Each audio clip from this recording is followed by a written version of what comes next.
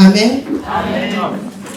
Ndashima Imana ko mbonye kano kanya ko guhagarara imbere y'iteraniro. Nashukuru Mungu kwamba amesimama mbele ya kanisa kusema neno la Mungu. Ndashima Imana ko yagiriye icyizere uyu munsi igahitamo ko nza kubageza ijambo ry'Imana. Nashukuru Mungu mwenye amenionea neema ya kusema niseme neno la Mungu. Ndashima abayobozi b'itorero ku bw'icyizere bangiriye. Nashukuru baraza la kanisa.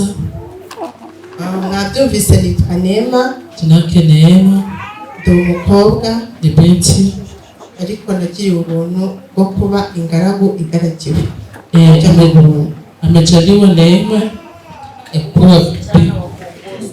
kuwa msichana wa kuongozwa.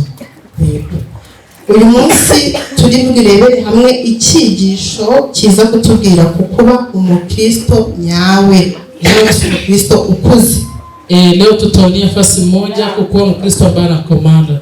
Uyu munsi ni wo mutwe w'icyigisho cyacu cyo munsi, reka duhaguruke dusome ijambo ry'Imana. Leo ndio kichwa neno, acha sote tusimame tusome neno la Mungu. Ndayambaje adufasha gusoma mu Baroma igice cya 12 kuva ku murongo wa 1 kugeza ku murongo wa 21.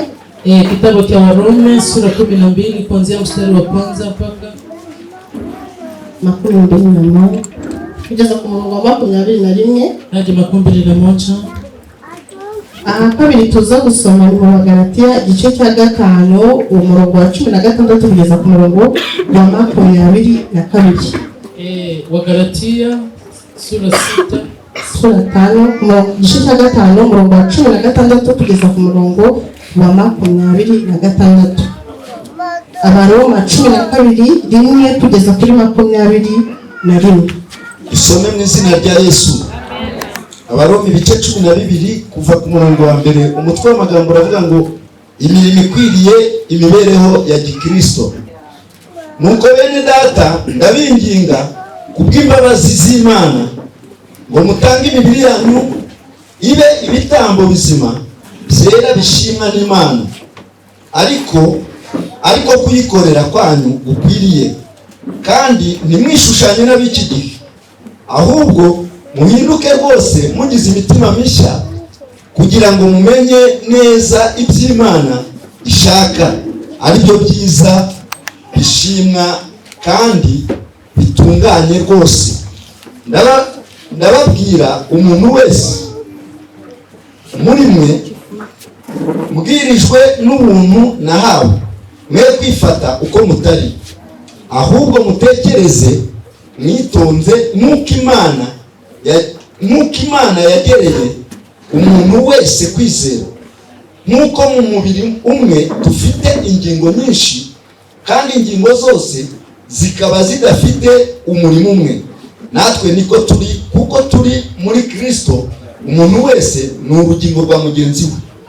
Nuko kuko dufite impano zitandukanye nk'uko ubuntu twahawe buri, niba twarahawe ubuhanuzi, duhanure uko kwizera kwacu kungana, cyangwa niba twahawe umurimo wo kugabura iby'Imana, tugire umwete wo kubigabura, cyangwa uwigisha agira umwete wo kwigisha, cyangwa uhugura agira umwete wo guhugura, ugira ubuntu abugire atikanyiza,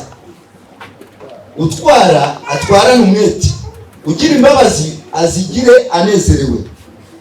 Urukundo rwanyu rwe kugira uburyarya, mwange ibibi, urunuka, muhorane n'ibyiza.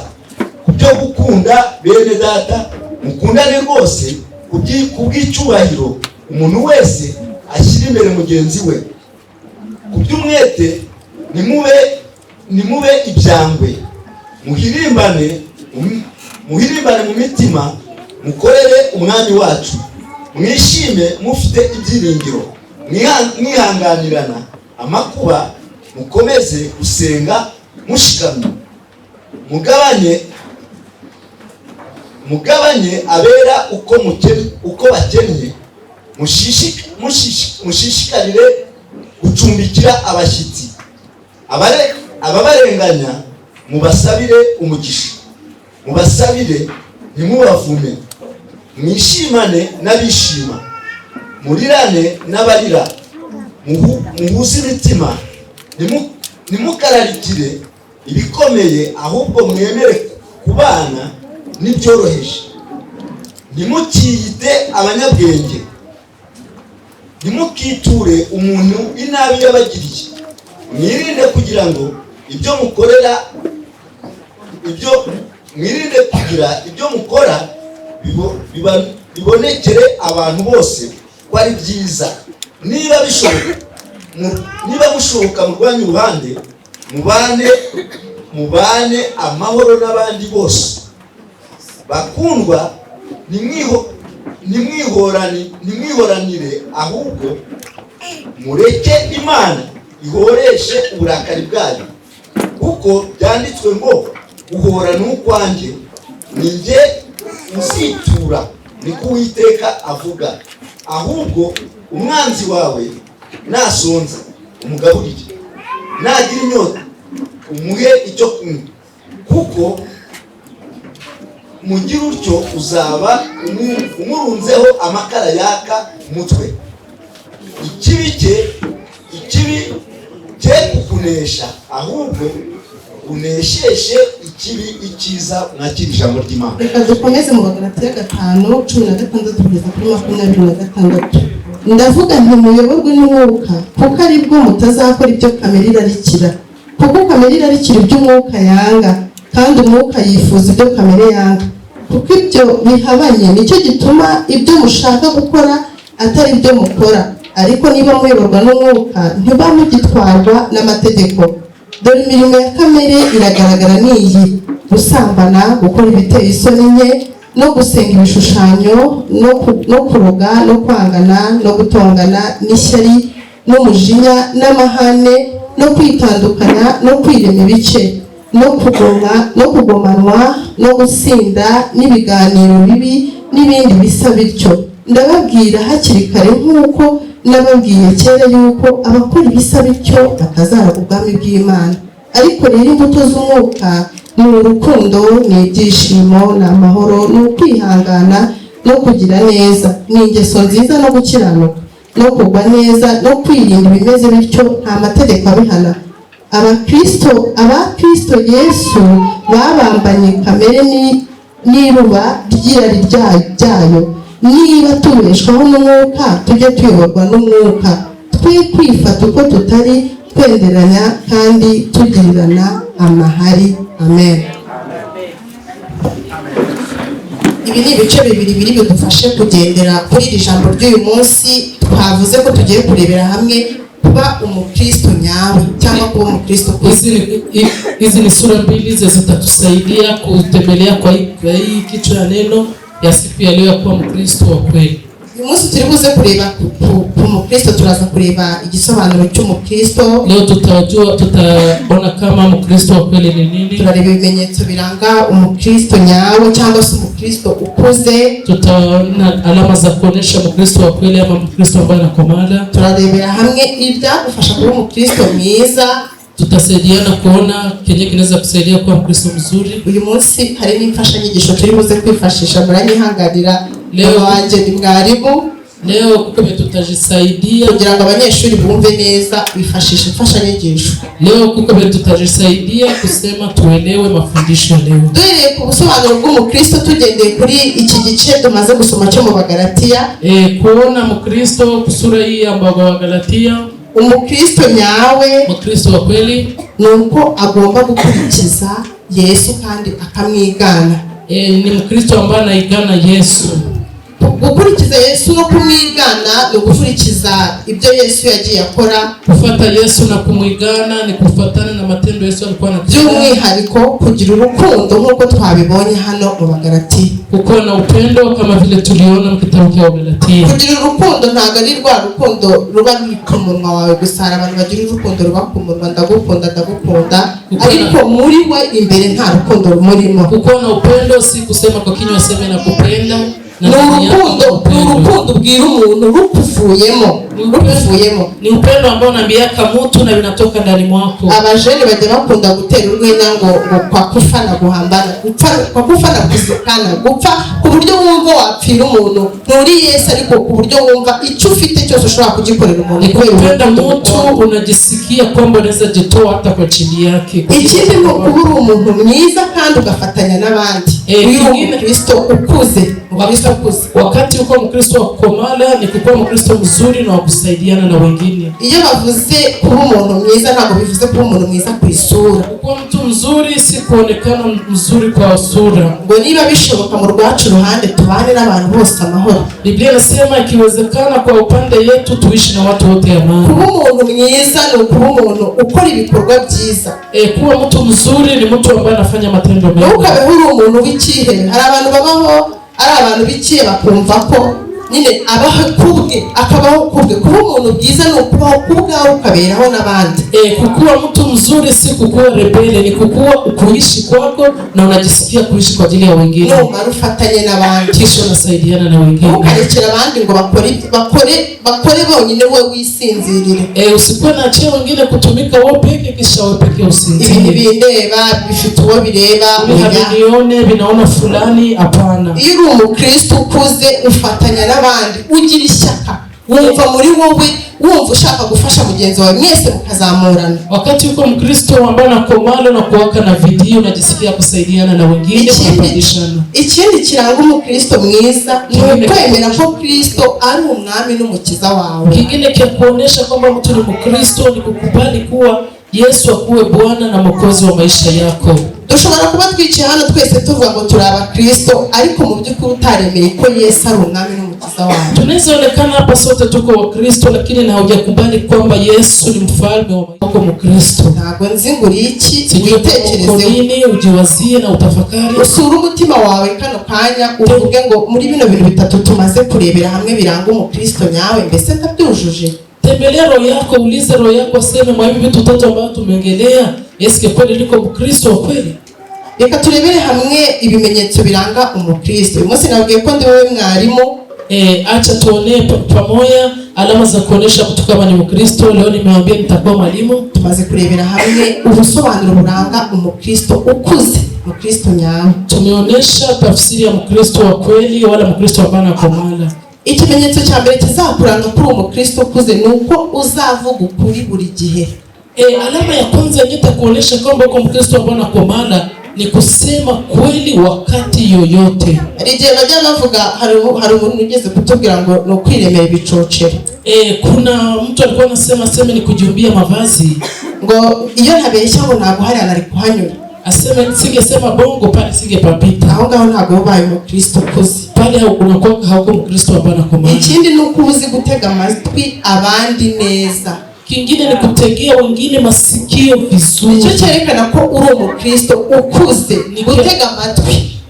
Kutega masikio ama unategea wengine masikio ni kia kuonesha kama uko Mkristo ambaye amekomala. Mugenzi wawe ashobora kugusanga afite ibibazo akaza kukubwira. Mwenzako anaweza kukuta niko na mashida, anakia kuambia, ariko kubera ibyo uba wibereyemo ntumutega amatwi ngo wumve icyo ashaka kukubwira. Mu by'ukuri araremerewe, agusanze aremerewe, ariko ntabwo mutega amatwi.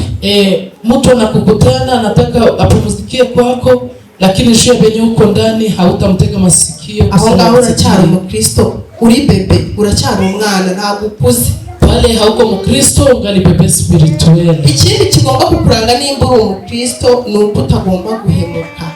Kristo ukuze ntahemuka. Kingine kama uko Mkristo akukomala haupashwe kosa ama kukoseana.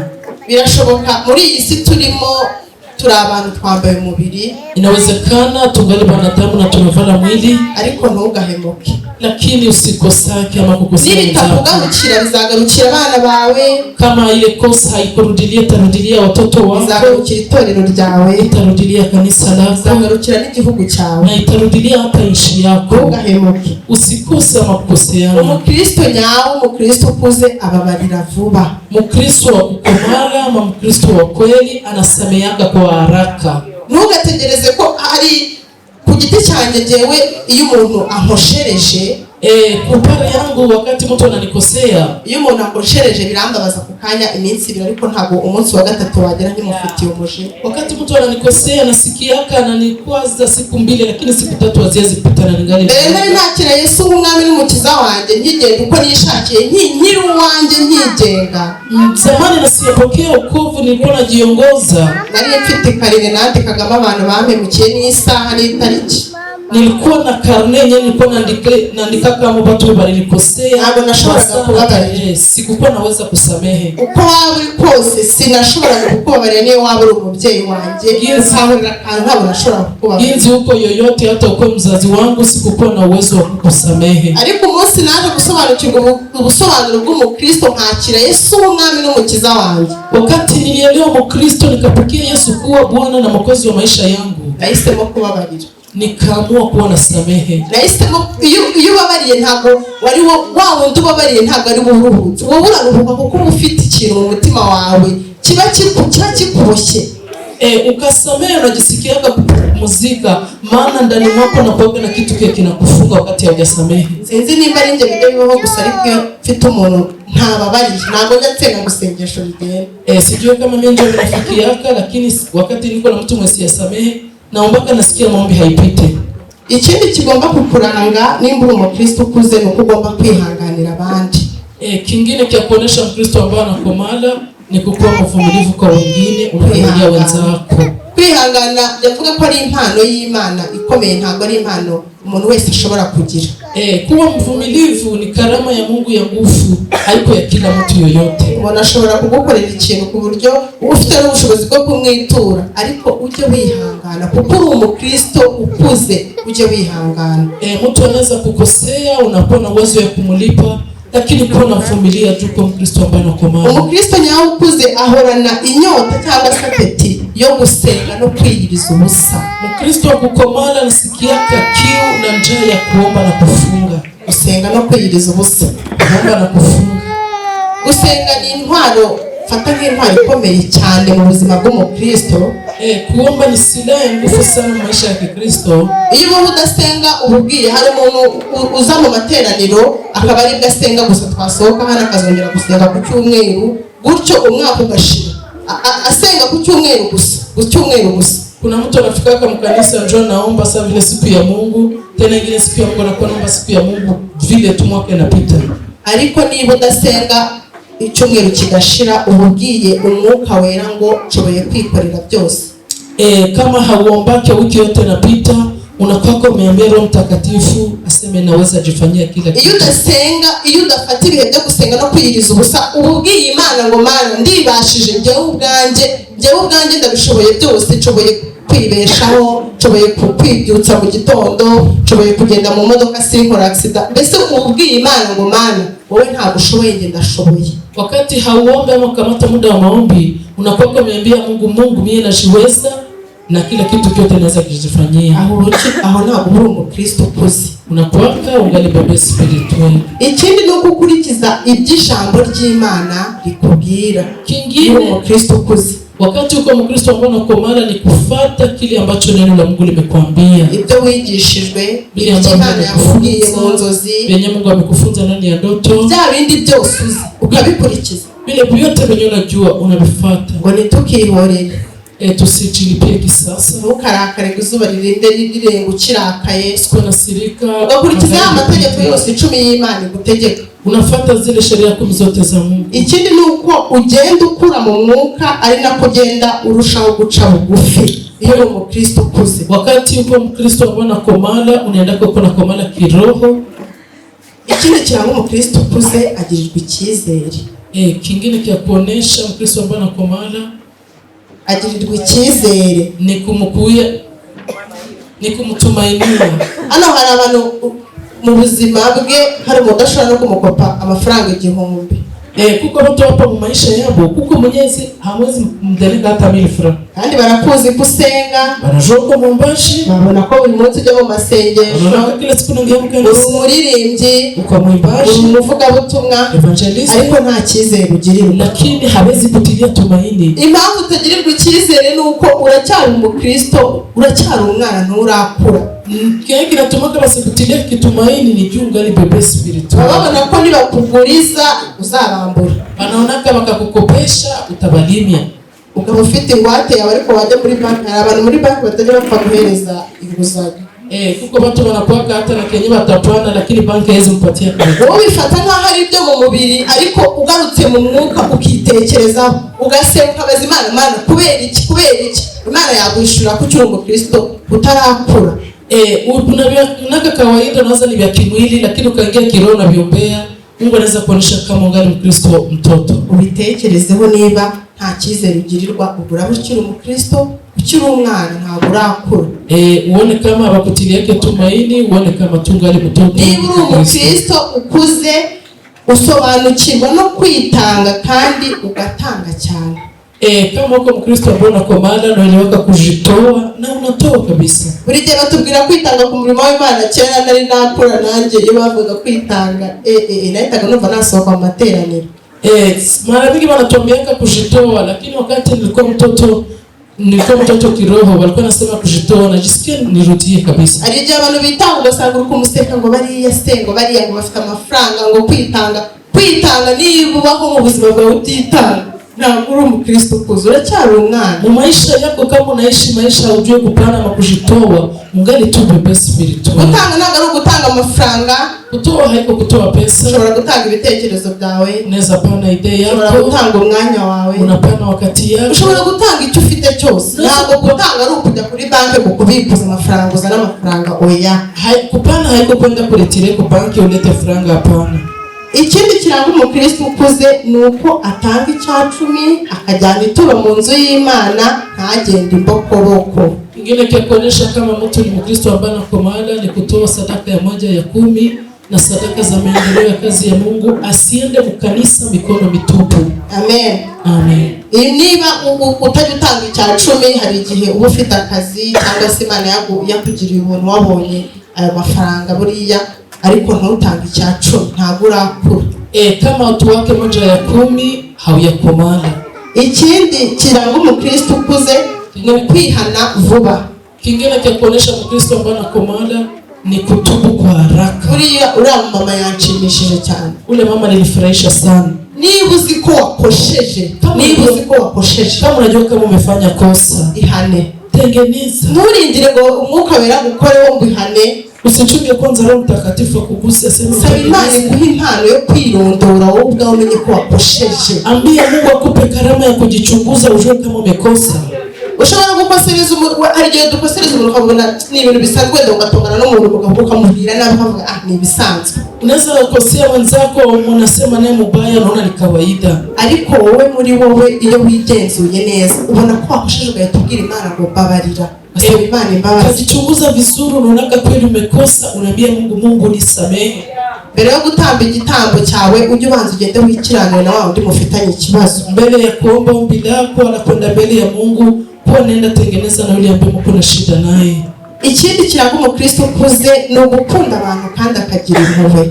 Kingine kia kuonesha Mkristo ambaye anakomana ni kupenda watu na anakuwa na huruma. Twabonye ko Umukristo ukuze ikindi kigomba kumuranga twabonye ko usanga Umukristo ukuze ari ukugira urukundo. Kuko Mkristo ambaye anakomana ni kuwa na upendo, akagira urukundo kandi akagira impuhwe. Ni kuwa na upendo na unajisikia kuonia mwenzako. Abantu baba batagira impuhwe mu buzima bwabo. Kuko watu bibanaishi abapake na huruma. Niba baho muri wowe utagira impuhwe mbese ukumva ko ibintu byose nta kibazo ariko ntugirire impuhwe mugenzi wawe ntabwo uri Umukristo. Kama unajisikiaga ikindi kigomba kukuranga nimba uri Umukristo ujye umenya igihe cyo kuvuga n'igihe cyo guceceka. Kingine kama uko Mkristo kuwa najua majira, jua wakati ya kusema na wakati ya kunyamaza. Nimba ijwi Umwuka Wera gusema kubwira ngo ceceka, uceceke. Kama Roho Mtakatifu anakutembelea na kuambia nyamaza, utanyamaza. Nimba Umwuka Wera gusema kubwira ngo vuga, uvuge. Kama Roho Mtakatifu amekwambia useme, sema. Ari abantu babaho mu buzima bavuga ngo ngo ntamubwiye ngo ntagusubije ngo wansuzugura. Kwa watu wanaisha nasema kama sikujibie unaweza nizarau. Ngo ntamusubiza. Kama simjibie. Ngo ntamusubiza ari mu nsuzugura. Kandi uri Umukristo nizarau. Ceceka. Hapana. Mu gihe cyo guceceka ceceka, wakati wa kunyamaza, mu gihe cyo kuvuga uvuge, na wakati wa kusema niba koko uri Umukristo ukuze, kama kweli uko Mkristo hapana komana. Ikindi kigomba kukuranga, ujye wuzura ubwenge kandi wubaha abantu. Niba uri Umukristo ukuze, kama uko Mkristo hapana komana, kuwa najaa akili na uheshimu watu. Ujye wuzura kwihangana kandi ntugahubuke.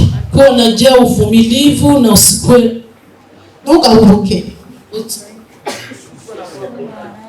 Usikwe na asema brutali. Hari igihe umuntu ashaka kuza kukubwira ikintu utabanje no kugitekereza ugahita umukubita igisubizo aho ngaho. Kuna wakati mtu anakuambia kitu na wewe wazia unapotoa mjibia. Ujye ubanza utekereze ntugahubuke. Unatafakari kwanza, usikwe na sema brutali. Ikindi ikimenyetso kiranga Umukristo ukuze ni ugutinya Imana no kubaha abakwiriye kubahwa. Kingine kia kuonesha Mkristo ambaye anakomana ni kumheshimu Mungu na kuheshimu wale ambao wanastahili heshima. Byari kuba byiza mbona abantu hano bari kwandika, ntabwo muri kwandika kandi bino bintu biratureba twese. Ingekuwa vyema watu waandike, lakini watu hawako naandika na hivi vitu vinatokea. Kwandika ikiza kiba mu kwandika, kizuri kile kinakuwa kuandika. Iyo wanditse uragenda ugasubira mu bya bindi byakwanditse ukongera ukabisoma. Wakati unaandika unarudilia yaka imenywa nacyo turashima Imana ko dufite YouTube channel buriya muzajya mujya mwongere mu birebe. Tunashukuru Mungu juu tuko na television, mtakuwa narudilia mnakuwa nenda biona na taka kubaha abantu, kuheshimu watu, ndetse ukubaha babandi bakwiriye kubahwa. Unaheshimu watu na unaheshimu wale ambao wanastahili heshima. Nimba uri Umukristo w'agasuzuguro, kama uko Mkristo wa mazarau, wao ndi wifata gutya cyangwa kwifata muganga bakubwira amangara ngo uhangare, ule Mkristo mwenye anajikamataka vile unasema benyo unajisikia, ntabwo uri Umukristo. Hauko Mkristo. Ukwiye kubaha abakwiriye, umuntu ukwiriye icyubahiro kugonga kimwe. Mtu ambaye anastahili heshima mupatie ile heshima ambayo Imana yarakimuhaye. Mungu amempatia. Abantu barabyemera bamuha icyo cyubahiro, watu wakakubali wakampa heshima. Urinde wo kumwima icyo cyubahiro. Nani wa kumuima heshima Mungu amempatia. Imana idushoboze, Mungu atuwezeshe. Wakira abandi neza kandi ntucira abandi urubanza. Iyo uri Umukristo ukuze, wakati uko Mkristo ambao unakomala, unapokea watu vizuri, hapana kukatia watu hukumu. Mkristo ukuze agira kwizera. Kristo ambaye anakomala na kuwaka na imani. Uboneka mu bikorwa byo ku rusengero kandi ntukererwa amateraniro. Unaonekana kama kazi zote za kanisa na hautachelewa ibada. Ibyo ni ibimenyetso biranga Umukristo ukuze. Zile ni alama za kuonesha Mkristo ambaye anakomana. Yera imbuto kandi akanga icyaha. Anatowaka matunda na anaogopa dhambi. Ese we izihe mbuto? Ni mbegu gani unatowaka? Abantu mwese muzi ukuntu indimu zisharira, nta muntu wapfa kwiteza indimu gutyo gusa byoroshye. Kila mtu anajua nginzi ndimu buchungu na kuwaka buchungwa. Iko kila mtu jua ni kunaka.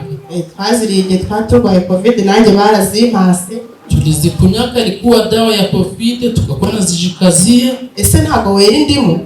Naweza hautowake ndimu. Igihe wasanga werera indimu bagenzi bawe. Nawezekana natoyaka ndimu aho utuye abana bawe uberera izihe mbuto? Kwenye naishi mu bajirani batoto yako ni mbegu gani natoa? Ku kazi aho ukora werera izihe mbuto? Ku kazi kwenye natumikaka mbegu gani natoa? Umukristo bazi usengera muri Elohim bagutangira ubuhamya.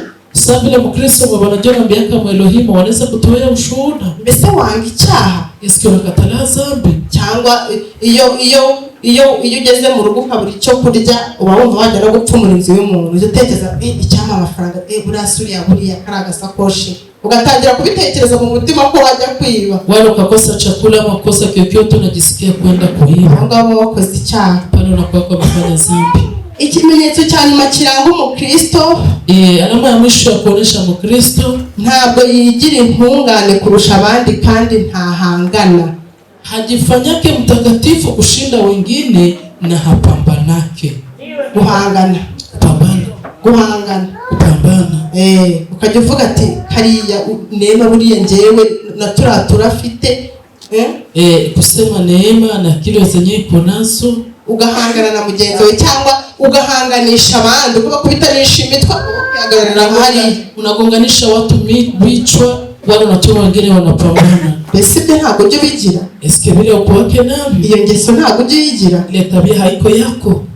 witekerezeho muri ibi bimenyetso tumaze kubona biranga umukristo, urebe ko byose ubyujuje. Niba uburamo kimwe, ubwire umwuka wera gushoboze kukigira. Jichunguze uone kama venye wametuambia vyote uko navyo, ukaona unakosa kimoya, uambie Roho Mtakatifu akuwezeshe. Amen. Amen. Mu byo twavuze turi burebe, turi buze kurebera hamwe nanone icyo wakora ibintu bigera kuri bine byagufasha. Twarebye ibimenyetso bishobora kuba ibimenyetso biranga umukristo. Tumeona alama za kuonyesha mkristo. Ntabyo ufite, usanze ntabyo ufite, unajikuta hauna.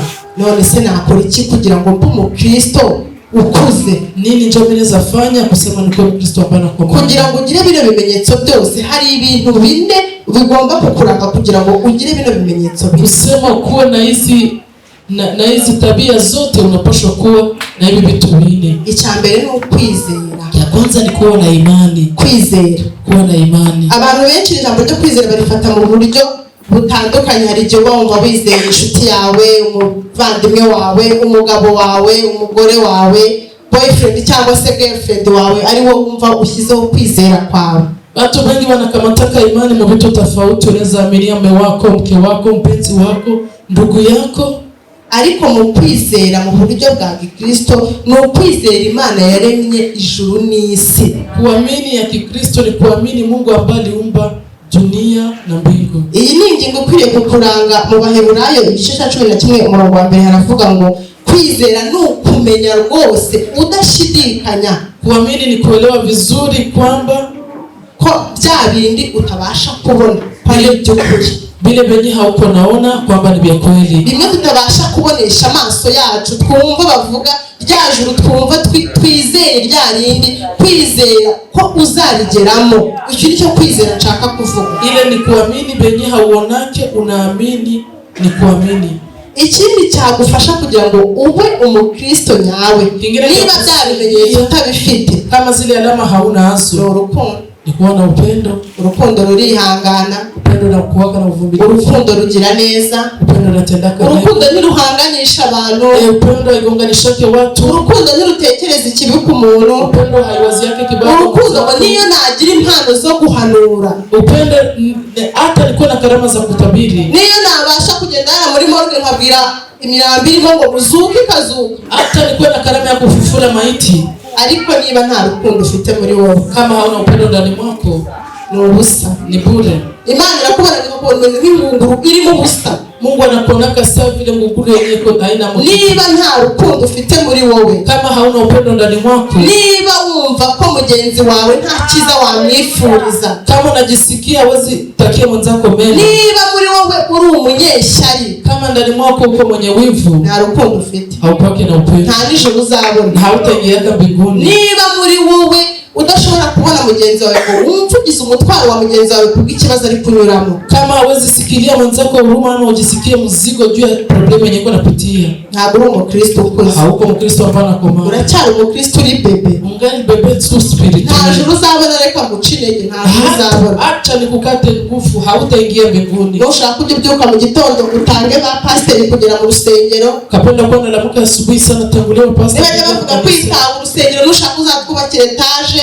Kapenda tujengea hata. Nushaka uzasanga ibyawe byose, ariko niba nta rukundo ugira. Ukapenda toa vyako vyote, lakini kama hauna upendo, uri kuruhira ubusa. Uko unachokea bure. Niba iki kindi utagifite, uri kuruhira ubusa. Kama hiki kingine hauna nakyo, uko unachokea bure kabisa. Ikindi kigomba kugufasha kugira ngo umukristo nyawe ni ukwihangana. Kingine kinapaswa kukuonesha kama kwa mkristo wa kweli ni kuwa na uvumilivu. Kwihangana. Kuwa mvumilivu. Yakini Imana dufite umushumba utwihanganira.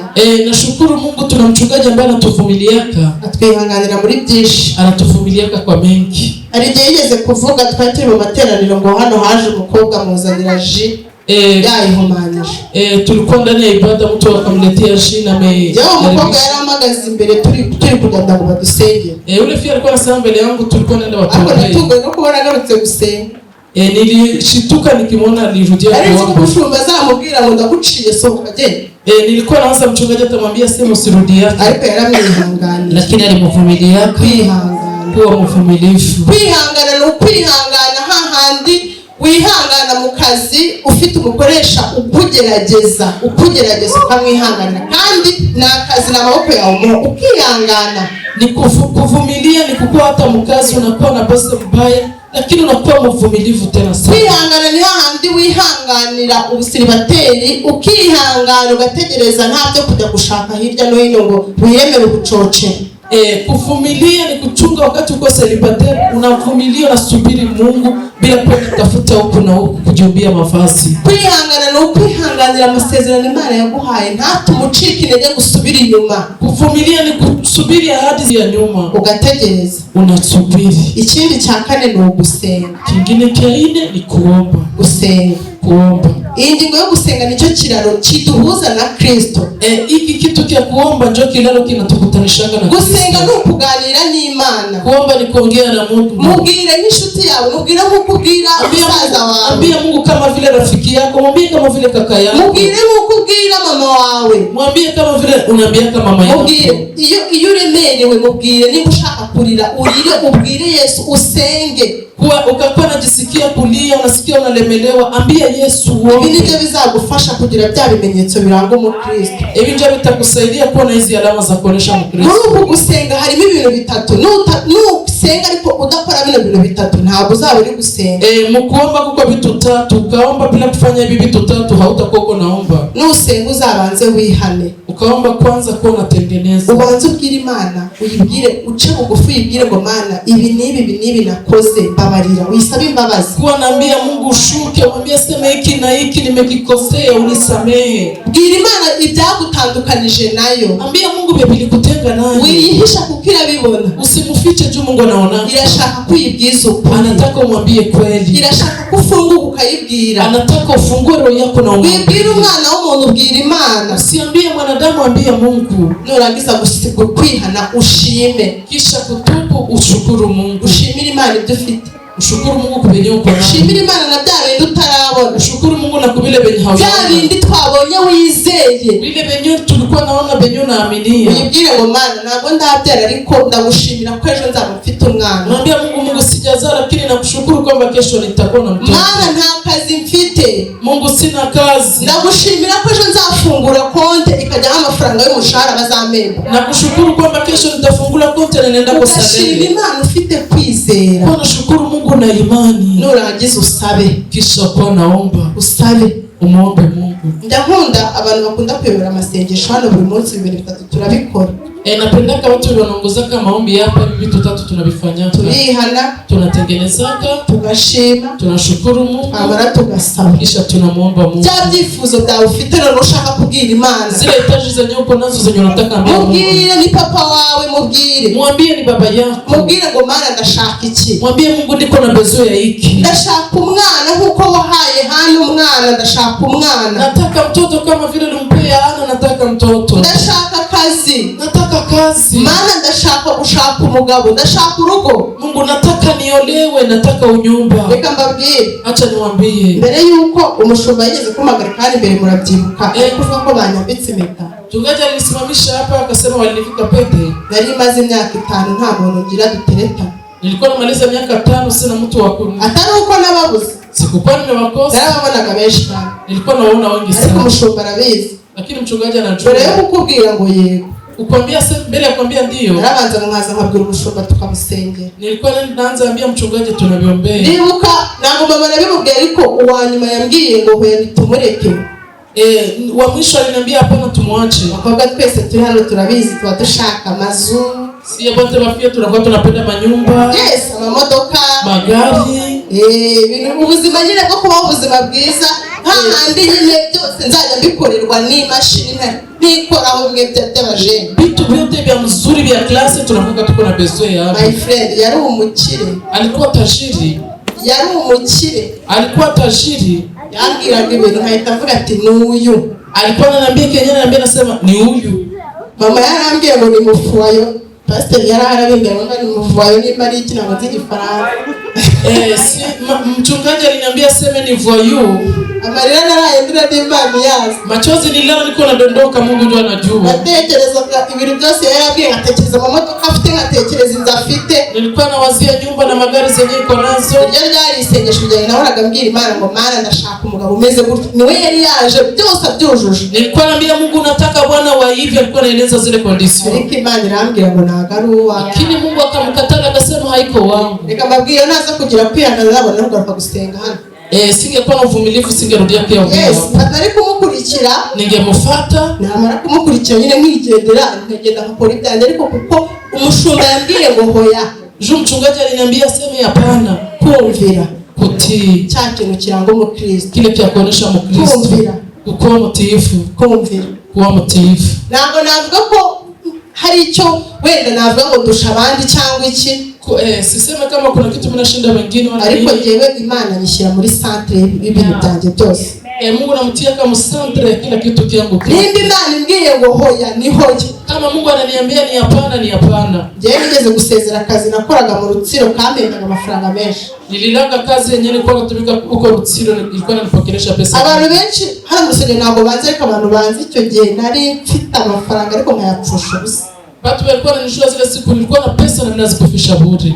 Ngitangira gusengera hano nibwo nasezeye ako kazi ntagiye kwisobanukirwa. Ibyo wabona bizi. Wakati nilianza ombea hapa nikaaga ile kazi nikaona benye niko ndani sibijua. Apanje kwera ari pastor ntago yabitinzeho, namubwiye uko bimeze arambwira sezera. Babangu juni pastor nilimwambia gizi biko akanambia acha kazi. Ari gihe biba ngombwa ko ureka ikintu kubera kumvira ijwi ry'Imana. Kuna kuwaka wakati unachaka kitu juu ya kutii sauti ya Mungu. Ni wicara ukavuga ngo njye sinigeze ngira watu gukundana ubumwe mwirabura gusa nakundanye n'abandi bose babaga ari abazungu. Mwenye tuko napendana naye mchomwe usi, wengine wote walikuwa ni wazungu. Najya mvuga ngo muzungu ariko muzungu afite iki? Nikakuwa nasema mzungu, lakini mzungu ana nini? Nutamvira ijwi ry'Imana uzagira amahitamo mabi. Kama hausikia sauti ya Mungu takamataka zisizoza mubaya. Imana yumva ibyo dusaba ikabiduha. Mungu anasikiaka benye tunaomba anatupatia. Reka mubwire Imana izakuzanira uwo nguwo cyangwa izakuzanira ku kazi kuko ubona akaguhemba menshi, uzanemo ibintu by'ubupfapfa uzakababariramo. Mungu atakuletea benye unataka ukatia mu upumbavu utateseka. Kubera ko utigeze wumva ijwi ry'Imana. Wajua kusikia sauti. Kubera ko washatse kwiyobora. Umependa kujiongoza. Mu buzima bwawe bwose shyira Yesu muri centre y'ibyo ukora. Mu maisha yako kwanza Yesu kubyenye unafanyaka vyote. Niba ugiye guhinga, kama unaenda lima, zana imbuto zawe. Leta mbegu zako. Kwizera kwanjye kumeze nk'ibisazi. Imani yangu iko sawa vile fulani. Zana imbuto zawe uzishyira hano uvuga ngo izi ni imbuto ngiye guhinga muzisengere. Ni kusema sema leta mbegu zako, nasema hizi mbegu mimi nataka zilima mniziombee. Yego bazisengere Imana izihe umugisha. Baombee zile mbegu Mungu azibariki. Fiance wanjye ntabwo ari umunyarwanda ntabwo ari no mu Rwanda.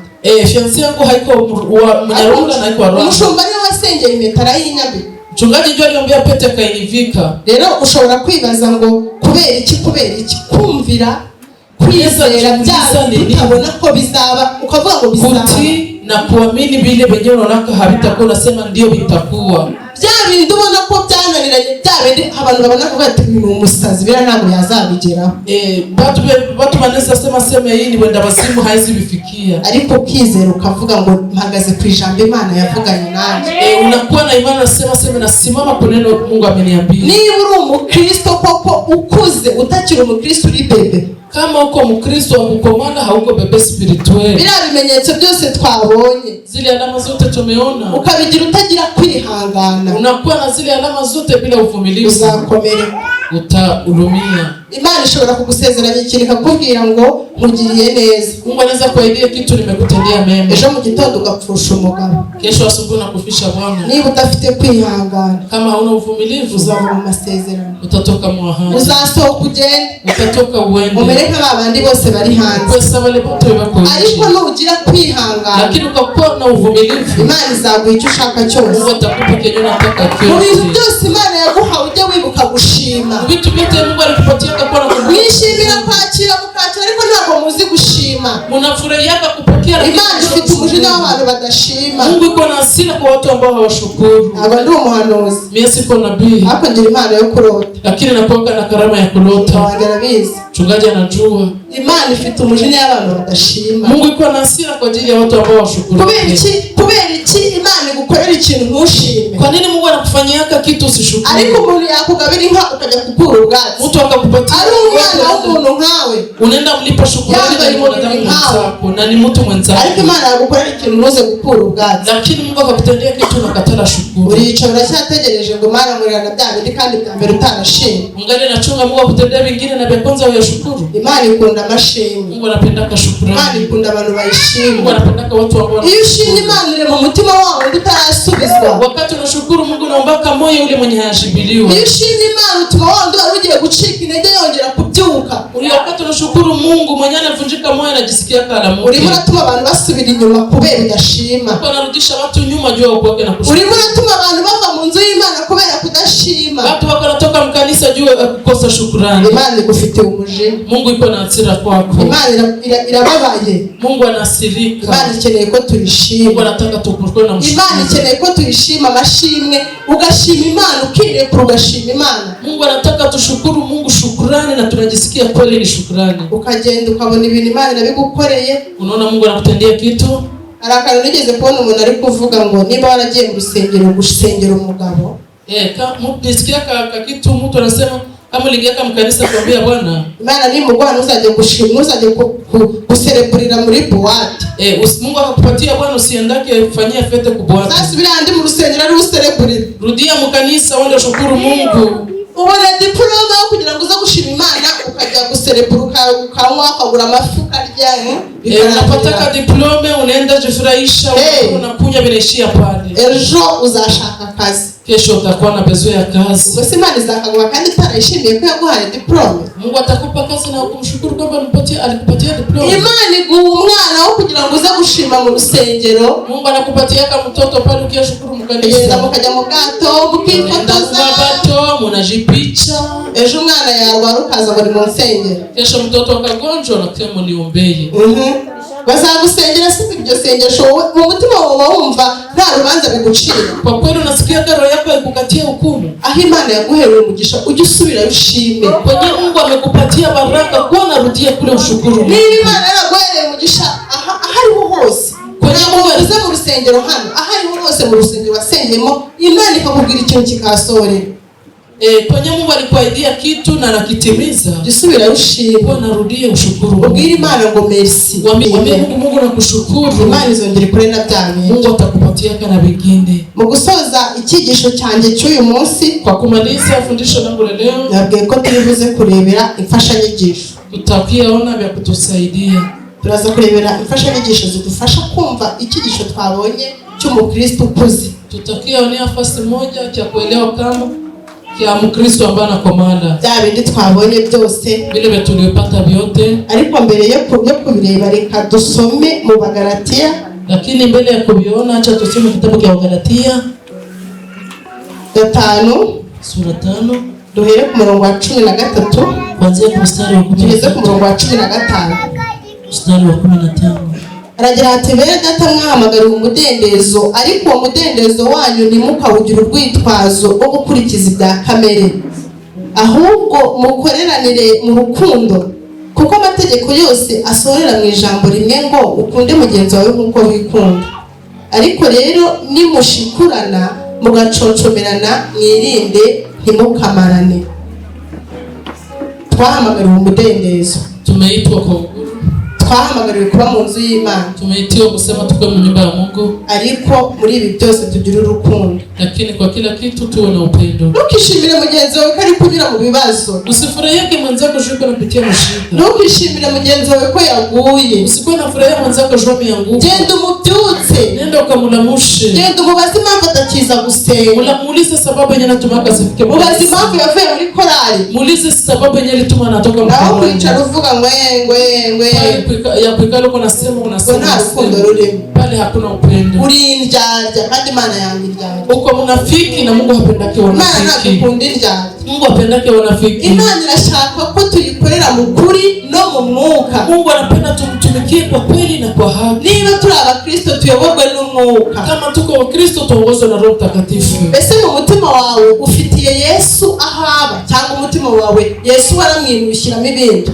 Mu roho yako muko fasi Yesu anaishi wala umemhamisha umetia vingine. Inzara niga tumusubira inyuma. Njale situmake urudie nyuma.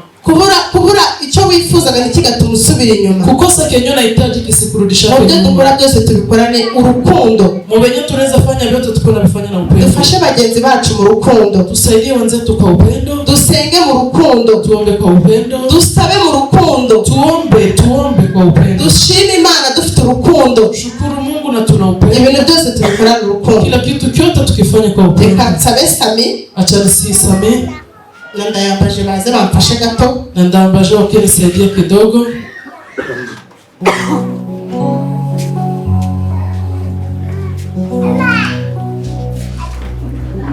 Tugiye kurebera hamwe umutima wa Kristo uko umeze. Tunataka unia pamoja roho ya Kristo jinsi inakuwa kaiko.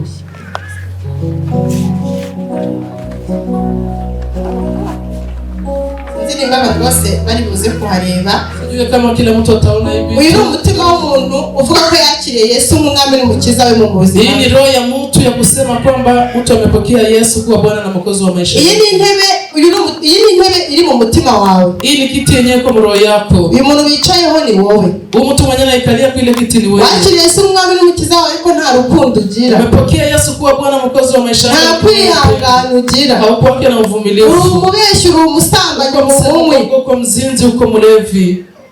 Dore umutima wawe ukuntu umeze. Oragize roho yako iko. Uyu musaraba uri hanze nawe ugereranije nka Yesu. Hii msalaba yenyewe iko nje nafananishwa. Uri mu rusengero wakiriye Yesu mwami n'umukiza wawe ariko Yesu ari hanze y'umutima wawe. Uko umepokea Yesu lakini Yesu yuko nje ya roho yako. Mu mutima wawe dore ibirimo nta kintu kiri ku murongo byose birajagara. Roho yako naginzi iko hakuna kenyeko kumstari kila kitu kiko. Utanga amaturo, unatoa sadaka, uritanga, unajitoa, usura abarwayi, tembelea wagonjwa ariko Yesu ari hanze y'umutima wawe. Lakini Yesu yuko nje ya roho yako. Kandi ngo uri umukristo. Na kusema uko mkristo. Ntabwo wigeze umuhereza umwanya ngo aze mu buzima bwawe. Hakumpatia nafasi yaingie mu maisha yako.